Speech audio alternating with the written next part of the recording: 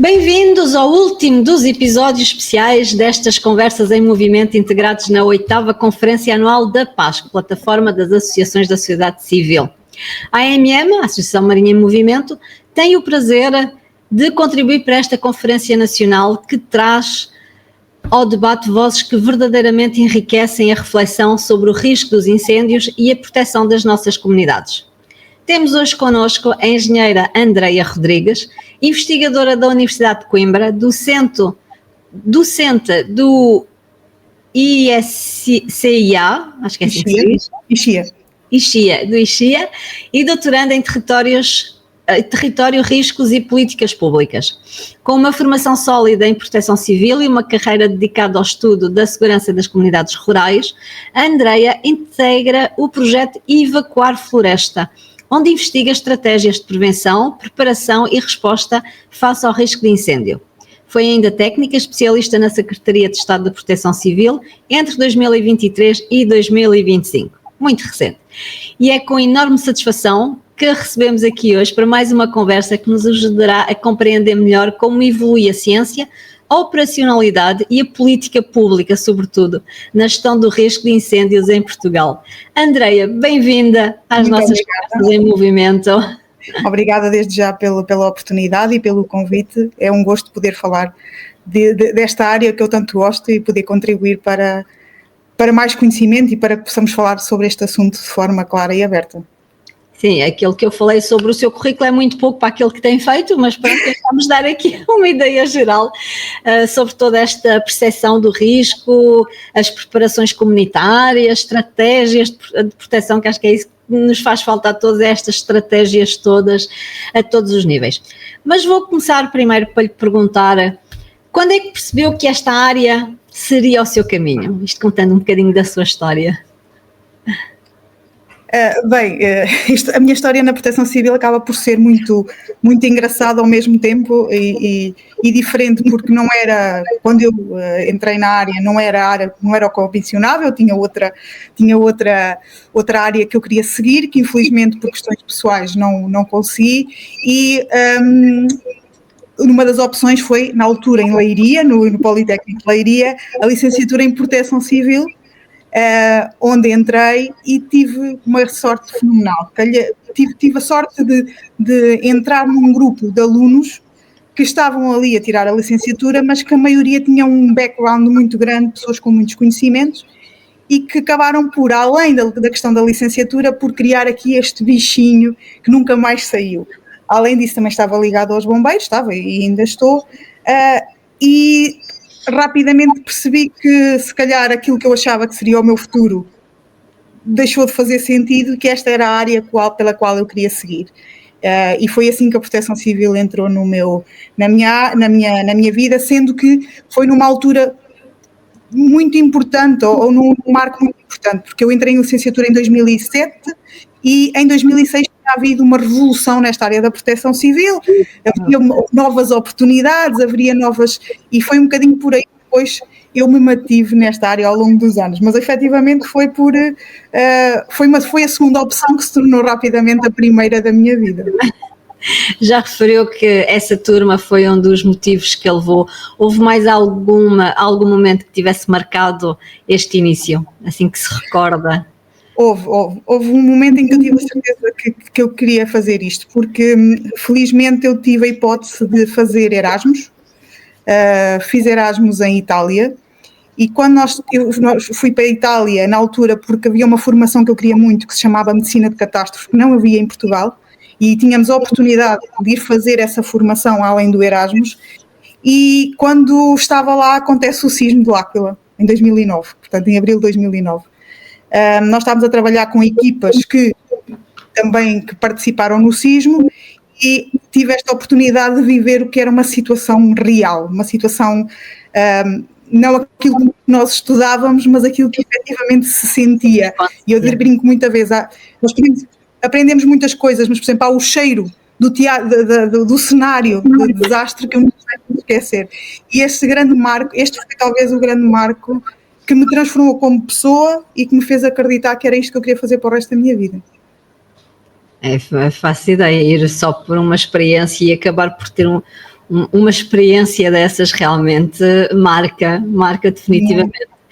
Para si marcou para continuar, se calhar há muitos que marcaram foi para desistir, provavelmente. Sim, que há momentos, mas posteriores, há momentos em que apetece muito desistir, muito por falta às vezes de outras coisas, de oportunidades e de algumas dificuldades que vão surgindo, mas esse momento foi o contrário, porque quem trabalha esta área, eu costumo brincar e os meus alunos ouvem muito a dizer isto, é preciso gostar muito, é preciso mesmo gostar muito. Ninguém trabalha em proteção civil se não gostar muito do que faz, porque rapidamente se cansa, é como diz. E já agora falando aqui sobre o nosso tema, pronto, também tem a ver com isso e com os incêndios, aqui que vai ser o nosso tema principal. Quais são os maiores desafios de preparar uma população para os incêndios? Muito bem. Eu lembro-me aqui dos nossos incêndios de 2013 e 2017, sobretudo 2017, né? Pronto, vivi aqui mesmo perto. E nós realmente sentimos impotentes para fazer as coisas, estamos sempre à espera que os bombeiros nos digam alguma coisa, que não digam, ninguém sabe de nada, ninguém. Eu lembro-me, à época, nós estávamos pelas redes sociais a informar onde é que estavam os incêndios, quer dizer, pronto, chegou a este ponto para as pessoas também ajudarem, levarem água, levarem comida, enfim, aqui uma data de logística e foi isso que nos ajudou enquanto comunidade. Mas pronto, haveria de haver, se calhar, uma preparação nossa, não é? Para casos desses. E realmente é nesse sentido que eu lhe também pergunto, esses desafios. Nós temos muitos desafios pela frente, nomeadamente na questão dos incêndios.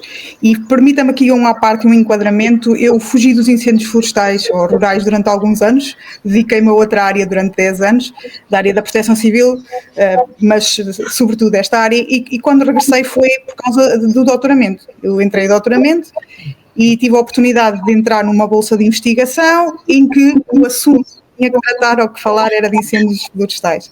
Eu vou tratar florestais porque é o termo que nós acho que todos nós e o público melhor conhece. E, efetivamente, quando me colocaram a proposta da área em que eu ia trabalhar, eu achei que estava tudo feito e achei que estava tudo inventado. E quando comecei a mexer, quando comecei a estudar, quando comecei a lidar com as populações, percebi que estamos muito, muito atrasados nesta perspectiva da comunicação e da perspectiva da preparação das populações. E se muito se diz, e eu confirmo, que muito evoluímos após 2017, nomeadamente em termos... O mesmo não me parece tão evoluído em termos de preparação das populações e continuamos a cometer muitos erros. Se me questionar onde é que está a raiz do problema, eu tenho algumas ideias, mas sobretudo eu acho que estamos a comunicar mal com a população. Nós não estamos a comunicar de forma correta, de maneira a que a mensagem passe. E eu senti isso nas experiências que fiz com aldeias aqui na zona da Serra da Lousã, por exemplo. De forma como a comunicação é feita, vai impactar diretamente a preparação daquela população e, por consequência, o salvamento das suas vidas. Nós não estamos a tratar de assuntos em que possamos simplesmente esperar por campanhas na televisão e no rádio. Não podemos estar à espera que um folheto entregue na caixa do correio vá ter impacto. Este é um tipo de comunicação que eu defendo e a minha tese de doutoramento vai também, que está neste momento para breve, também vai verter um bocadinho sobre isso. Esta comunicação tem que ser personalizada, mas dá imenso trabalho, dá muito trabalho. Os tais simulacros, por exemplo, com a população, né? É um dos exemplos de fazer esses simulacros, mas também levar uma população inteira a fazer simulacros, acho que também não deve ser fácil, não deve ser nada fácil. Não é fácil, e permita-me aqui um desabafo quase. E não é uma área apetecível, não é uma área, esta área da prevenção, não é uma área apetecível, porque normalmente não dá medalhas, não dá louvores, não tem sirenes azuis, como digo muitas vezes a brincar, e é um trabalho de formiguinha que, no fundo, se correr tudo bem, corremos o risco de nos dizerem que foi sorte. Esse é o grande perigo. é porque correu bem, ótimo, foi sorte e que assim seja para sempre. Mas há muito trabalho de back-office, há um trabalho por trás que sustenta o facto de ter corrido bem. Eu tive agora 2 experiências na Serra da Lousã, que muito me orgulho, em que tenho essa consciência que o trabalho que foi feito salvou vidas. Isso é excelente ouvirmos isso, realmente. E é exatamente por causa também do seu doutoramento, daquilo que tem posso dar feito. Aqui um exemplo muito breve, não sei se tem tempo, mas muito rapidamente. Sim. Nós no projeto Evacuar Floresta, que no fundo trabalhava com algumas aldeias previamente estabelecidas, trabalhámos 2 aldeias, uma delas era Cabanões e outra era a Cerdeira. Tanto Cabanões como a Cerdeira foram afetadas pelo incêndio de agosto de 2025 aqui na Lousã. Eu posso dizer com o meu coração orgulhoso da população, não é do nosso trabalho, é da população, que no caso da Cerdeira, quando as autoridades chegaram para promover a evacuação, os próprios responsáveis da aldeia já tinham colocado as pessoas todas em segurança e aguardavam calmamente pelas autoridades, e foi tudo feito com a própria GNR, agradeceu o trabalho que ali foi feito, porque foi tudo muito simples. E na Cerdeira, também promoveu, na Cerdeira, peço desculpa, em Cabanões, houve também logo a preocupação de uma evacuação preventiva, foram retirados os mais vulneráveis, tal como o protocolo assim o diz. Com o evoluir da situação, há um novo regresso das autoridades para retirar os restantes. Quem quis sair, quem não quis sair, foi devidamente identificado e assumiu o seu compromisso em querer ficar. Ou seja, saíram os vulneráveis, saíram aqueles que quiseram sair numa segunda hipótese, e os que ficaram, as autoridades sabiam que eles lá estavam, tinham contacto com as pessoas, portanto o processo estava devidamente encaixado. E eu fico muito feliz, mesmo muito feliz, de ver um trabalho que não foi um glório, não foi um trabalho académico, deu resultados. É um trabalho que conseguimos comprovar, infelizmente, conseguimos comprovar na realidade. E o que é que nós aprendemos sobre estes novos estudos comportamentais, sobretudo nos humanos em crise? Porque falamos das populações, falamos também das próprias pessoas, não é? O que é que tem visto, no seu entender, esta evolução a nível das pessoas, nestas novas formas, nestes novos processos e a adesão também a estas prevenções? Os nossos dados e os dados dos estudos que temos feito, sobretudo no caso de incêndios, mas que eu acho que é transversal a outros riscos também, é que há uma aceitação maior por parte da população do processo de saída e da indicação das autoridades quando há a necessidade de fazer, por exemplo, evacuações. Se há 10 anos atrás uma evacuação numa aldeia era quase impensável porque ninguém queria sair, e eu tenho relatos, por exemplo, de pessoas que se escondiam para não sair, hoje em dia é claro para nós que há pelo menos uma percentagem da aldeia que percebe que o melhor é sair. Nomeadamente, que são os mais vulneráveis. Claro que há sempre alguns mais velhinhos e que não querem largar a sua casa, e é um desafio enorme.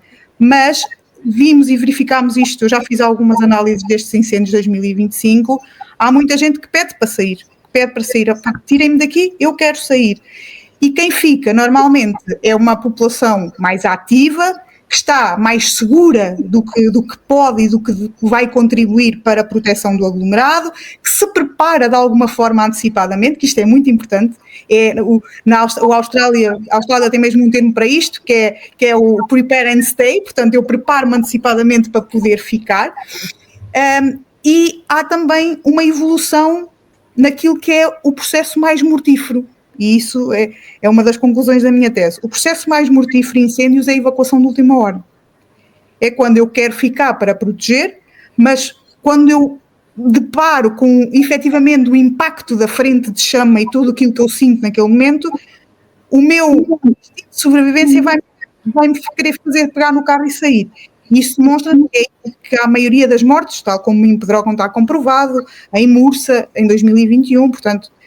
E eu acho que esse processo, as populações estão a conseguir encaixar que, ok, ou saio antes ou me preparo para ficar. E isto tem trazido algum benefício, alguma facilidade das autoridades em lidar com as populações neste sentido. Portanto, eu acho que nós estamos a evoluir, mas ainda temos muito para aprender. Acha que, muito, não sei, muito, muito. fala uma leiga, acha que os incêndios te drogam e aquela fatalidade toda e as pessoas perceberem a violência do incêndio, que é diferente do incêndio que nós tínhamos há 20 anos, não é? Também nos leva, ou seja, o facto de ter existido Pedrógão levou realmente a uma mudança na forma de pensar? Completamente.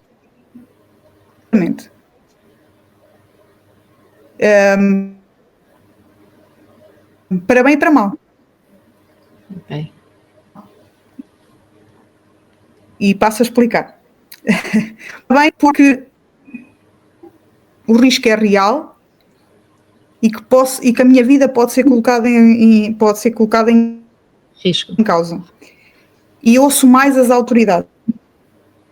Fenómeno que também a nós técnicos, isto teve um corte, não sei se... Acho que... Teve aqui um corte aqui no meio, mas ainda conseguimos seguir, mas se quiser repetir, depois eu corto esta parte. Por outro lado, nós também temos conseguido identificar na análise dos incêndios, tem-se verificado aquilo que nós chamamos o fator medo, em que muitas das ações são exacerbadas, são exageradas, porque Pedrógão ainda está muito recente na nossa cabeça. Ou seja, é este desequilíbrio que às vezes basicamente que também temos verificado na análise dos incêndios algumas reações exageradas, nomeadamente evacuações sem necessidade ou posicionamento exagerado de meios, muito pelo fator medo de voltar a passar pelo que passámos em 2017. Portanto, é este equilíbrio que me tem assustado um bocadinho, que é como é que nós vamos balançar, trazer alguma tranquilidade às pessoas, demonstrando-lhes que estamos a trabalhar e a apoiá-las para que aquilo não volte a acontecer, e por outro lado tentar eliminar este medo exagerado de que voltemos a passar por isto. Poderemos voltar a passar? Eu acredito que sim, não tenho dúvida, não é se, é quando. Mas eu acho que com um programa de preparação melhor, mais adaptado, em que as pessoas se sintam parte integrante desses programas, que esse é para mim um dos grandes erros, são programas vendidos a chave na mão, como eu brinco muitas vezes, e que não se adaptam e que são iguais para uma aldeia da Lousã, como é igual a uma aldeia de Leiria.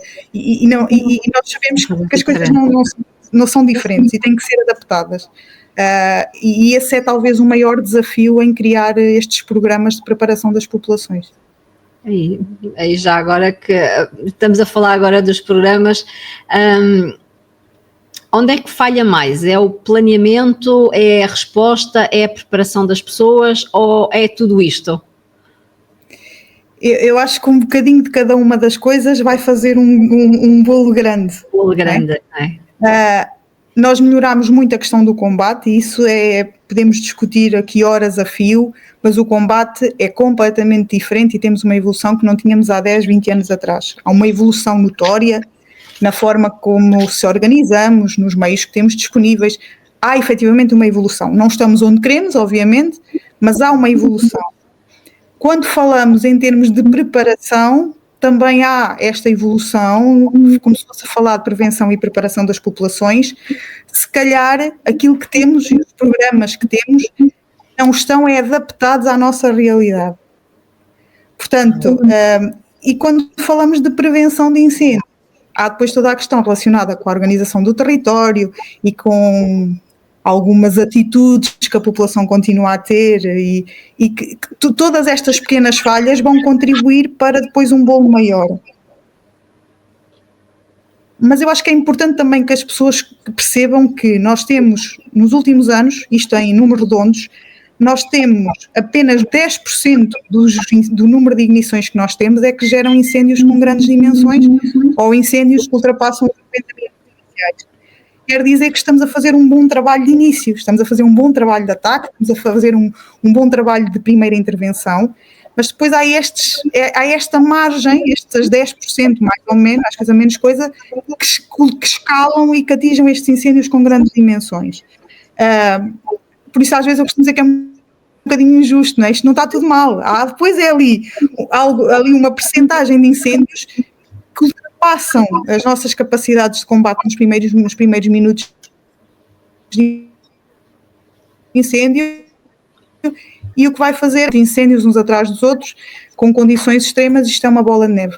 E talvez seja aqui onde deveríamos apostar, que era olhar para os grandes incêndios, mega incêndios, a literatura chama-os de várias maneiras, e repensar as estruturas de combate a grandes incêndios, porque a pequenos nós estamos preparados e mais preparados e temos muita experiência.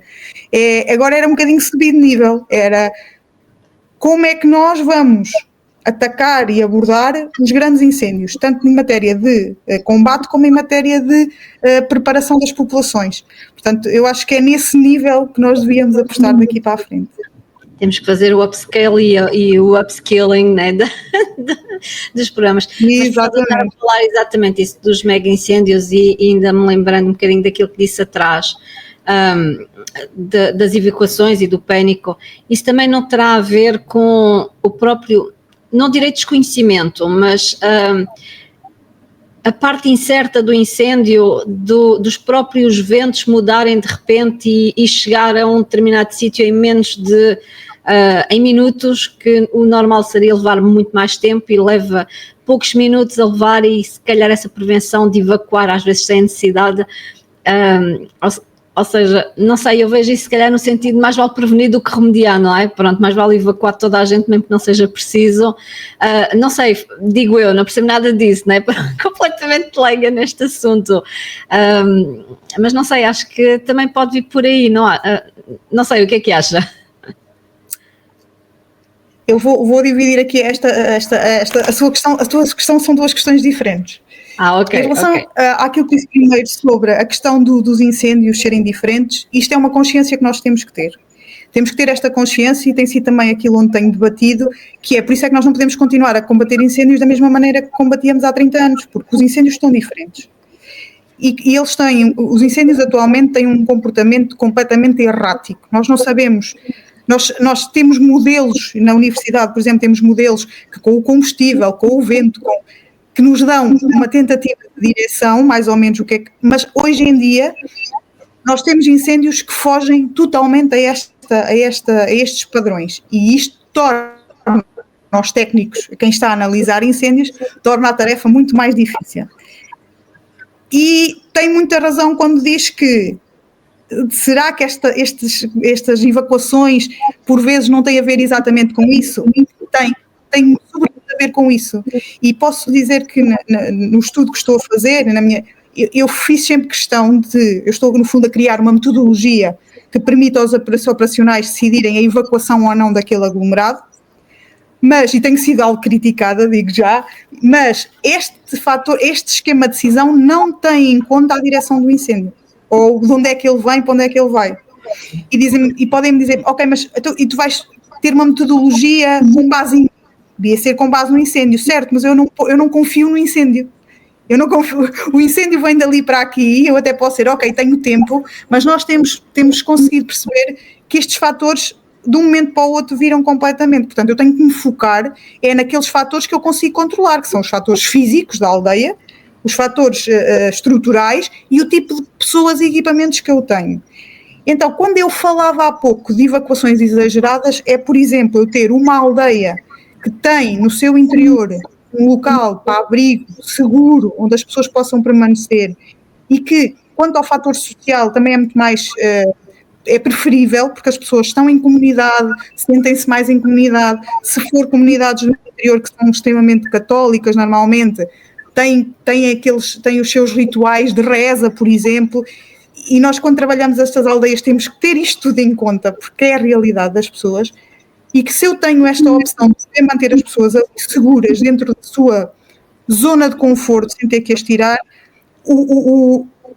estar a tirá-las lá, por exemplo, de autocarros para um pavilhão completamente impessoal, longe de casa, vai gerar alguma instabilidade emocional nas vítimas, porque não deixam de ser vítimas, que poderiam ser minimizadas. Exatamente, se mantivéssemos as pessoas ali.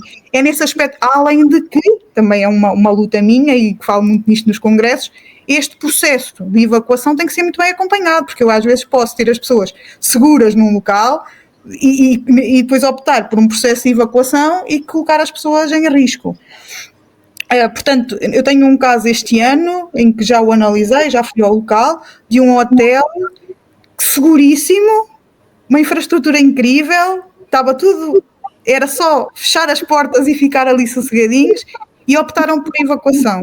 Evacuaram, levaram para uma praia fluvial. Quando as pessoas lá estavam a chegar, ficaram cercadas pelas chamas. Portanto, são estes fatores todos que nós temos que ter em conta. Portanto, sim, às vezes o exagero leva a esta questão de comportamento errático. Daí eu achar que isto tem que ser quase uma solução à medida, e se cada município fizesse esse trabalho, juntamente com as suas freguesias, eu acredito que nós daqui a 10, 20 anos tínhamos uma população completamente diferente em relação aos incêndios. Acho que daqui a 10 anos já não temos Pinhal para arder, se isto continuar assim também. Pronto, Portugal é pequenino, entretanto. À maneira que as acácias se regeneram, há sempre qualquer coisa para arder. Para nós conseguirmos fazer isto, que políticas públicas é que têm que realmente mudar urgentemente para nós conseguirmos fazer isso? Fala-se muito de descentralização para tudo e mais alguma coisa. E se há tema em que eu considero que a descentralização deveria atuar, era neste tipo de políticas. Porque este é um trabalho que deve ser feito a nível local. Não, de nada me conforta ou me resolve o problema se eu tiver políticas a serem emanadas da estrutura central de Lisboa, com todo o respeito, e que há muita gente boa, mas que no seu dia-a-dia trabalham muito em gabinete e que nem sempre têm tempo, ou até quem os possa assessorar na compreensão daquilo que é a dinâmica territorial destas aldeias. Por isso eu considero que quando nós estamos a falar de interior, seja para a questão do social, seja para a questão da saúde, seja para a questão dos incêndios, este assunto deve ser tratado cá. E por quem conhece. Porque a mesma dinâmica que se faz numa aldeia pode ser diferente da outra. Apesar do pano ser o mesmo, da linha ser a mesma, mas esta adaptação é necessária. Então, as políticas que deveríamos ter eram um reforço de responsabilidades municipais, e quando eu digo responsabilidades, teriam que vir associadas a meios e recursos, porque nós não podemos passar esta responsabilidade e depois termos câmaras com um técnico, não é? Também, isto tem que ser, temos que ser assertivos nestas nossas decisões, para que haja quem trabalhe o terreno. E, por exemplo, este trabalho das aldeias seguras, pessoas seguras, eu trabalho há uns anos nesta matéria, e muitas câmaras me dizem: Andréia, mas eu não tenho tempo, eu não tenho pessoas, portanto somos 2 ou 3, nós não temos pessoas, e é o que faz atrasar o processo. Portanto, à vontade, não é preciso investimento, não é preciso dinheiro, assim uma coisa, não é um projeto, mas depois nós não temos recursos, não temos pessoas. E o Aldeias Seguras precisa de uma pessoa a trabalhar desde o dia 1 de janeiro até ao dia 31 de dezembro nesta matéria. Porque as aldeias estão a evoluir, estão a mudar, e nós não podemos ir lá um ano, fazer um exercício, dizer está implementado, e depois passa-se 3 e 4 anos e mais ninguém aparece. Quando aparecerem, a população não vos vai aceitar. Já não está. E isto leva-me à segunda pergunta, que foi uma pergunta que surgiu quando eu estive aqui à conversa com um dos seus colegas de painel do dia 13, que é exatamente nesse sentido, e como a Andréia trabalhou na Secretaria de Estado, pode ser que nos elucide aqui um bocadinho, que é como é que nós podemos pressionar a nós, população, a comunidade, como é que nós conseguimos pressionar o Estado, as entidades competentes, para realmente nós conseguirmos ter essas organizações com poder de decisão, seja na prevenção, seja no ataque ao incêndio, porque uma das questões que surgiu é que agora os bombeiros têm que estar à espera que lhe digam ok, podem atacar o incêndio, não é? Pronto, há aqui vários fatores, o seu colega teve aqui, dos bombeiros, teve-nos a explicar um bocadinho, mas realmente esta decisão local da prevenção, do ataque, da organização, como é que nós aqui como comunidade podemos fazer essa pressão? Pode-nos ajudar? É que nós queremos que realmente depois disto tudo saia, e depois de falar com vocês os três, eu fiquei aqui com uma vontade de fazer aqui uma petição pública, para além dos grupos de proteção civil que já andamos a falar há anos,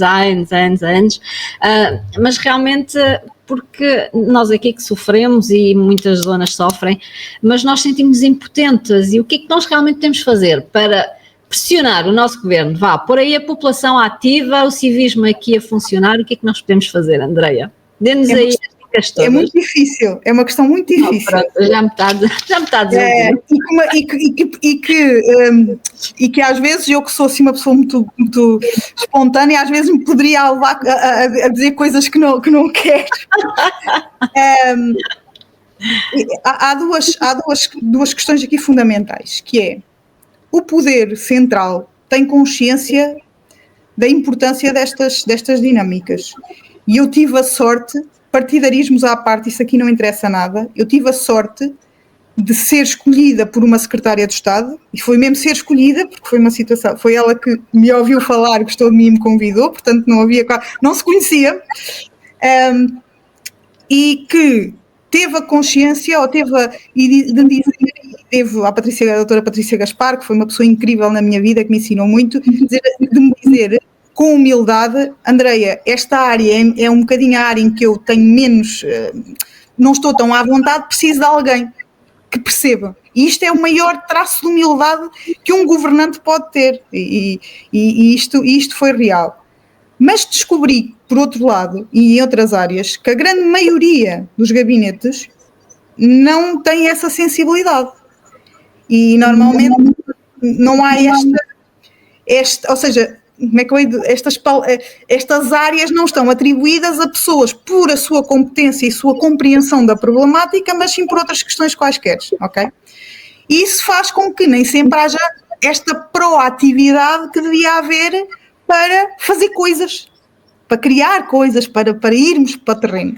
E eu tive a sorte de trabalhar com uma secretária de Estado completamente diferente e que foi uma pessoa incrível e que queria sempre estar a fazer coisas. Quanto àquilo que a população pode fazer, eu começo por agora vou ser se calhar um bocadinho, não era esta a resposta que estava à espera de ouvir, mas eu acho que se a população começasse, cada um de nós, a fazer o nosso papel, teríamos muito mais legitimidade para pressionar as estruturas a fazerem também o seu papel. E eu dou-lhe um exemplo muito simples. Essa questão que se fala de que estamos à espera da missão, que se calhar o colega disse, que estamos à espera da missão para poder entrar em combate, eu tenho uma visão um bocadinho diferente, apesar de que sim, mas muitas vezes vemos bombeiros que estão junto às habitações parados e que parece que estão sem missão atribuída, mas não estão. A sua missão é proteção das habitações. E proteção das habitações porquê? Porque o Sr. Manel tem o armazém da lenha para o inverno encostado à parede da casa, porque tem o seu jardim que parece a mata da Amazónia, porque tem um barracão encostado à casa com máquinas agrícolas e todo o tipo de sucata que possamos imaginar. Portanto, isto que eu estou a dizer não é só preciso sair de casa e ir para o trabalho e estar atento às casas da área mais rural. Isto é envolvente. Ora, nós população, estamos a ser hipócritas muitas das vezes quando queremos muito aviões para combater e esquecemos que as nossas ações do dia-a-dia, que é manter a nossa envolvente minimamente limpa e organizada para que não haja tanta probabilidade de ignição, não o fazemos. E vamos fazer com que haja recursos que deviam estar a combater incêndio direto, mas que, devido às prioridades que estão previstas na Lei de Bases de Proteção Civil, onde é a vida e as habitações, estes recursos vão estar alocados ali à vista da população como sem missão, mas que estão, no fundo, a proteger as habitações e os seus bens. Sim, eu não estava a referir de não ter emissão. Aquilo que não notamos é que há muito menos voluntários nos bombeiros, sem dúvida. Falta de recursos, eles têm que ser alocados da melhor forma possível e conseguir gerir tudo isso. Ninguém põe isso em causa. Aqui é mesmo, às vezes, há aqui um pequeno foco de incêndio, podíamos atacar logo, não vamos, porque, pronto, as ordens vêm de cima, não é? Outras questões, exatamente. Sim. Todas estão por aí atrás, mas realmente nós, como população, o que é que nós podemos fazer? Porque às vezes sentimos completamente impotentes, não temos capacidades nenhumas e às vezes é frustrante, não é? Pronto. Há bocadinho, eu não sei se falou dos grupos, não sei se era isso que queria dizer, que eram as unidades locais de proteção civil. Sim. Pronto. Nós temos aí perto, nós temos aqui em Leiria, temos um exemplo do que é as unidades bem aplicadas, a funcionar bem com grupos, e eu acho que esse era um caminho. Serem as próprias pessoas a quererem criar estas unidades. Eu, a Norte, debato muito com presidentes de juntas que me ligam e dizem: André, eu queria tanto criar uma unidade local, mas não consigo porque não tenho pessoas que se queiram responsabilizar. Vou-lhe já dizer, aqui na Marinha é exatamente ao contrário. Eu já quase há 30 anos que faço parte de um grupo que continuamos à espera de existirem os grupos de proteção civil. Portanto, há 30 anos. Então, e não há maneira de sair. Isto, pronto. Quem me dera estar aí. Venha, André. Olha, a partir de sábado, dia 13, ajude-nos aqui a montar os grupos. O primeiro estágio foi na Câmara Municipal da Marinha Grande, por isso eu tenho conhece a casa. Pronto, então, olha, ajude-nos a começar a pôr algum lado. Quando nós, eu nesse aspecto sou um bocadinho, eu acho que quando o povo quer, não há nada que o trave. E quando as pessoas querem, não há nada que nos trave. Porque uma coisa é uma entidade, outra coisa é um grupo de pessoas que estão por amor. Eu sou um bocadinho, se calhar ainda sonhadora nestas coisas e acho que com o amor tudo se faz, mas também tem sido isso que me tem feito manter-me na área, e ainda bem que assim é. E eu acho que o povo, eu quando vejo um projeto em que há 2 ou 3 pessoas que me dizem que quero avançar com isto, eu só se não puder, porque não há nada melhor do que é ter pessoas com vontade de. E eu debato muito aqui a tentar implementar mais aldeias seguras e é uma luta em glória, porque não temos oficiais de segurança local, as pessoas não querem. Portanto, quando temos pessoas que querem, é aproveitar. Não, nós aqui na Marinha somos uma data deles até de vários lugares para conseguirmos implementar, pelo menos nos lugares mais afastados do centro da cidade, que são os mais vulneráveis. E, portanto, sim, pessoas temos, vontade temos. Ainda não conseguimos ter foi capacidade das entidades que têm que dar as formações, portanto essa logística toda é que está a ser mais difícil, mas pode ser que depois dia 13 a gente faça logo, pelo menos o primeiro grupo com vocês os 3, portanto os nossos 3 palestrantes são fantásticos nesta área. Juntas de freguesia tem um papel fundamental nisso. E eu este tem sido, no meu último ano tenho trabalhado muito com os presidentes de junta e mesmo com a ANAFRA e tem sido, ganhei um prémio até por causa de um projeto que se chama Freguesia Mais Segura, um projeto idealizado por mim, que foi premiado este ano pela Universidade, na área da inovação social, porque os presidentes de junta são uma peça fundamental. E temos que os convencer ou lhe demonstrar 2 coisas. É que as unidades locais são de proteção civil, mas são de proteção daquilo que nós quisermos. E, por exemplo, quando eu dou alguns exemplos sobre como é que estas unidades podem ser fundamentais para promover a ação social dentro da minha freguesia, os presidentes de junta normalmente mudam de ideias. Ou como é que estes voluntários podem ser fundamentais para, por exemplo, distribuir alguma informação. Quando começam a perceber a validade destes voluntários, eu acho que há de mudar. Os presidentes de junta de freguesia podem mudar quando têm essa noção da ajuda social. Eu posso lhe dizer que nós fizemos o convite para estarem presentes os nossos 3 presidentes de junta de freguesia aqui no nosso evento, portanto acho que vai ser uma ótima oportunidade e portanto pode ficar já aí registado no dia, falar diretamente para os nossos presidentes para nós podermos fazer isso, depois já normalmente pronto. A fazer, portanto eu espero e acredito que eles vão estar, já que isto também está envolvido na 8ª conferência normalmente eu faço da PASCA, portanto eu espero que eles estejam cá e mesmo que não estejam, a gente faz chegar aqui esta informação toda. E pronto, e já vai aqui um bocadinho longo o nosso podcast, mas não queria deixar de lhe fazer aqui duas perguntas sobre o futuro. Que futuro ideal imagina que realmente para a prevenção em Portugal? O que é que imagina para o futuro? E se pudesse implementar, nem que seja uma única medida prioritária, qual é que seria? Portanto, são 2 questões numa, mas pode ser que uma leve à outra. Talvez seja sonhadora, mas eu continuo a achar e a defender, até prova em contrário, que a solução da prevenção e sobretudo da prevenção e da proteção aos incêndios passa por envolver as populações, dar-lhes responsabilidade e dar-lhes voz. a população envolvida, a população que se sente ouvida e que se sente integrada, tem uma força que mais nenhuma outra entidade consegue ter.